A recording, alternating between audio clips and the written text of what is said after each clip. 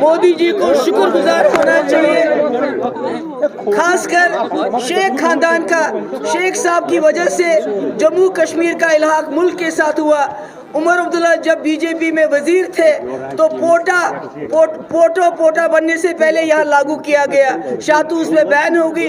और खासकर बीजेपी उमर साहब को पूरी दुनिया में घुमाती रही ये कहने के लिए जम्मू कश्मीर कोई मसला नहीं है, ये दहशतगर्दी का मसला है, पाकिस्तान के ऊपर हमला करके ये हल होना चाहिए। मुझे लगता है बीजेपी को शुक्रगुजार होना चाहिए शेख खानदान का कि शेख साहब ये उमर साहब ने उनका एजेंडा यहाँ पर इम्प्लीमेंट किया जब वो वजीर थे। जहाँ तक महबूबा मुफ्ती और पीडीपी का सवाल है, मुफ्ती खानदान का सवाल है, तो मोदी जी को याद होगा पहले 2 महीने फिर 3 महीने वो हमारे दरवाजे पे रहे।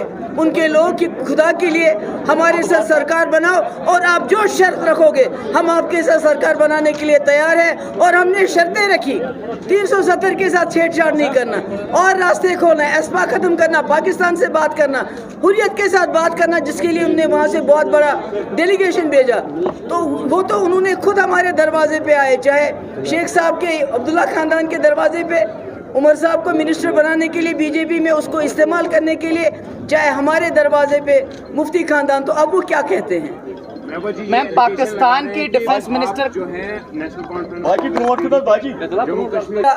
अब्दुल्ला खानदान ने इम्प्लीमेंट किया होता तो जम्मू कश्मीर हिंदुस्तान का हिस्सा नहीं होता, पाकिस्तान का हिस्सा होता, ये आज़ाद होता। ठीक है मैम, नेशनल कॉन्फ्रेंस और कांग्रेस का जो मैनिफेस्टो है उसको लेकर के पाकिस्तान में बल्ले बल्ले हो रही है। जो ख्वाजा आसिफ का बयान आया, जो डिफेंस मिनिस्टर हैं पाकिस्तान के, कल प्रधानमंत्री ने भी श्रीनगर में यही कहा कि बल्ले बल्ले हो रही है पाकिस्तान में। मुझे लगता है बीजेपी हर महाज पे नाकाम हो गई है।